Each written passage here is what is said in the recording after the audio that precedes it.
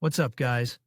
I'm Chad Barnes, and welcome to the channel. Here, it's all about real car talk, from simple fixes to smart driving tips and keeping your ride in top shape. If that sounds good to you, go ahead and give the video a thumbs up. Hit that subscribe button and make sure you watch all the way through. There's a lot of good stuff coming. Let's get to it. It is good when there is not only a car, but also a garage for it, although in cities in recent years, such are typical for the past years, the Union is increasingly moving into the category of exotics. However, even those who have a garage box is available, in the conditions of the Russian Midland, and even more so, the North, it for half a year loses its meaning as a repair zone. To be there for a long time is extremely uncomfortable because of the cold. Garage can be heated, but to do it effectively and safely is not easy.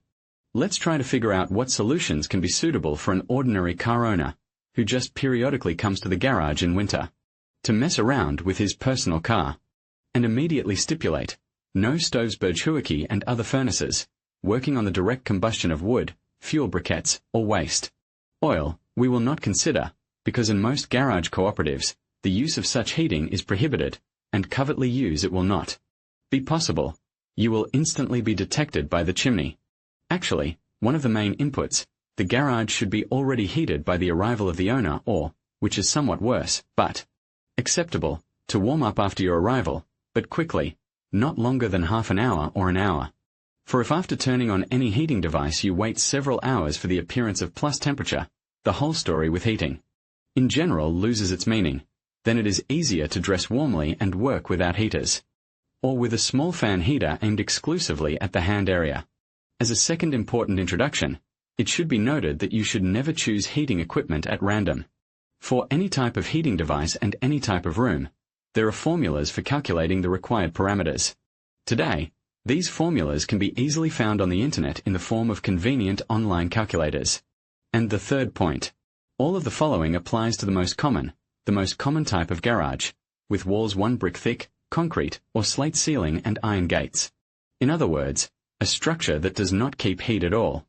Not everyone is ready to get involved in the difficult and expensive process of its insulation, but you should know that it allows you to radically reduce the cost of time and money for heating.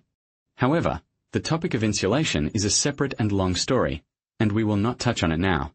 While we will warm in the bourgeois way, with full understanding of the low efficiency of this process.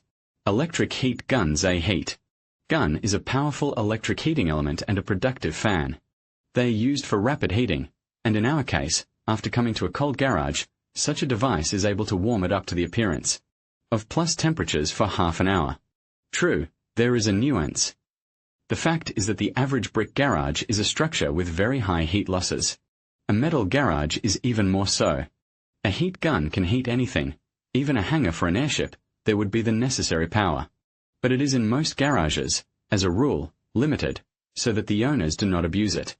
The limitation is usually expressed in the cross-section of the incoming electrical wiring in the box, and a serious load to connect to the garage outlets cannot. If you take the formula for calculating the required power of the electric heat gun, enter in it the cubic meter of the average garage, the coefficient of its heat loss and temperature conditions, for example, the need to raise the temperature inside to plus 15 degrees. At a temperature outside, minus 15, we get about 7 kilowatts. And this is in ideal conditions. In fact, in premises such as garages, in which there are unaccounted for additional losses in ventilation, the practice requires to increase the real power of the heater to 50% above the calculated. That is, the required heat gun will have to have a power of at least 10 kilowatts. The wiring of most garages for such a load, especially long-term, is categorically not designed. It will overheat and ignite. Gas and diesel heat guns. This is a more suitable option for express heating. The source of heat of high power in such devices is combustion fuel, and electricity is required only for the operation of the blower fan, the power of which does not exceed 100 watts. However, there are a few points to be aware of. Firstly, both gas and diesel guns come in two types, direct and indirect heating. The former are simpler, lighter, and cheaper, but they are not suitable for us. In such devices in the heated room directly enter the products of combustion. Gun on diesel fuel for inhabited premises is not suitable in principle, not at all and in any way. Its exhaust is natural smoke, They are heated only pouring concrete in winter and sheds for tractors. Gun on gas is conditionally suitable because it generates carbon dioxide and odorless water vapor when burning, and with good ventilation. In one room with it is possible to be in one room. However, the peculiarity of the exhaust of gas guns' direct heating is such that in a room with them begins to intensively rust metal, any unpainted parts and workpieces, wrenches and other tools. In general, it is also a very bad option. But indirect gas and diesel heaters are just what we need. They work in the same way as automobile Webasto. They heat the air not with an open flame, but through a heat exchanger. As a result, the air is heated cleanly, without smoke, which goes outside through the exhaust pipe. The simplest and most effective placement of such guns is on the street near the garage. The apparatus is taken outside the gate and started from the outside, and after work is dragged back in. In this case, for the exhaust does not need to arrange a chimney, it immediately goes into the atmosphere. And the entrance of warm air into the garage is provided through the simplest hole in the brick wall, which can be made with an ordinary perforator. And a significant part of the noise from the roaring burner in this case remains outside and does not press on the ears. The only disadvantage of gas and diesel guns is the price. They are not cheap even in the version of direct heating, and noticeably more expensive, with indirect, high-temperature infrared heaters. This is another option for quick heating of the room. These heaters do not transfer heat to the air, but directly to the objects in front of them. In other words, you will immediately feel the heat from the infrared panels, especially if they are evenly installed around the perimeter of the garage box and on the ceiling and directed downwards. The effect is the same as that of a heat gun, although less intense, but softer, uniform and completely silent. And any heat gun makes a lot of noise. A special feature of efficient infrared heaters is the open heating element operating at high temperature. As a rule, it is a nichrome spiral, red hot in a quartz tube and covered with a sparse metal mesh. Despite all the protection announced by manufacturers, you cannot leave such heaters unattended, turning them on in advance or remotely. Plus, it is far from a fact that the wiring in your garage will withstand the total power of several infrared heaters required to defeat even a decent, by Moscow standards, 15-degree frost, not to mention the Siberian cold. So again, do not buy anything at random. Find a calculator for calculating the power of infrared devices, score in it the parameters of your garage and calculate approximately the power required. It is very likely that the result will be comparable to an electric heat gun and you simply do not fit. However, again, you can solve the problem locally. 1 to 2 portable infrared heaters of moderate power can be placed directly in the repair area, heating your back and lower back, as well as hands. It's certainly not a warm garage, but it's better than nothing. Low-temperature heaters with remote activation. In the past, we have talked about express heating of the garage with high-powered devices. However, the same result can be achieved with lower power, but for a longer period of time. For this purpose, the heaters must be switched on in advance, long before you arrive at the garage. There is quite a large family of low-temperature heaters. Their peculiarity is the inability to ignite even flammable objects, dust, paper, cloth, wood chips, by direct contact. These heaters are not very productive and are able to warm up the room clearly only for a few hours of operation, but this specificity allows them to be activated remotely. Probably the most famous of low-temperature heaters is an oil radiator. But for heating a garage it is not too convenient by design parameters, so in our case we will talk about a fairly extensive line of so-called convectors and low-temperature infrared panels. Heating elements in them are packed in metal or ceramic blocks, the temperature on the surface of which is low.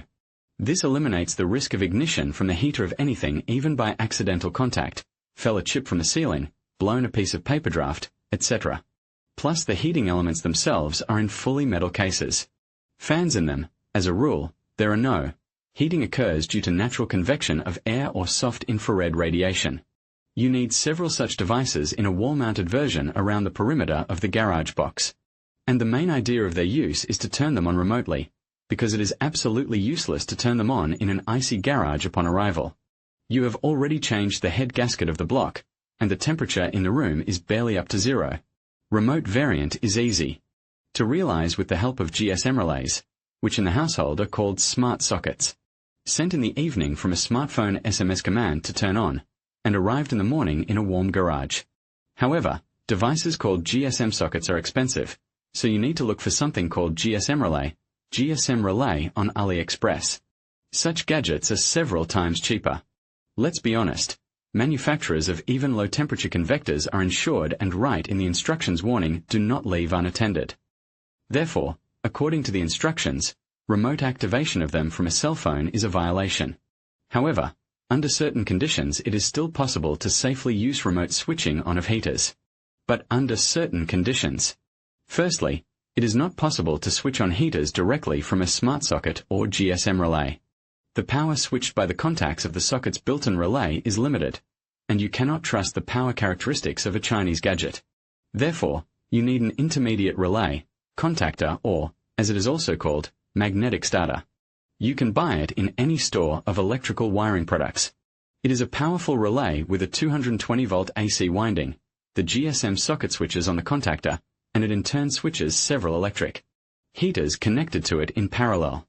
Secondly, the wiring of heaters is desirable, not being lazy, to conclude in a metal non-combustible corrugation and perform a separate circuit, not connected with light and sockets, so that together with the heaters nothing unnecessary turned on. Do not forget about power calculations. The internet is full of online calculators for convectors, and their total power should not approach the power of the wiring, entering the garage box from the common line. Thirdly, mount the convectors properly on the brick walls, with a distance from other objects. In parallel, put in order in the garage, throw out all unnecessary and flammable junk, systematize and arrange things, parts and tools, so that nothing lies mountainous, unstable, with the risk of falling and rolling. Make an audit of all flammable liquids, gasoline, solvents, lubricants. Make sure they are all stored in a closed cabinet, containers. Do not leak or steam, and the cabinet is away from heaters. If all these conditions are met, the risk of unsupervised use of heaters is reduced to negligible. In conclusion, selecting the right heating solution for your garage is crucial to ensure safety while maintaining a comfortable environment. Whether you opt for electric heaters, propane units, or infrared options, always prioritize safety features and proper ventilation. Remember to keep flammable materials at a safe distance and regularly inspect your heating equipment.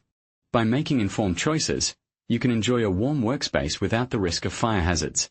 Thank you for watching, and stay safe while working in your garage.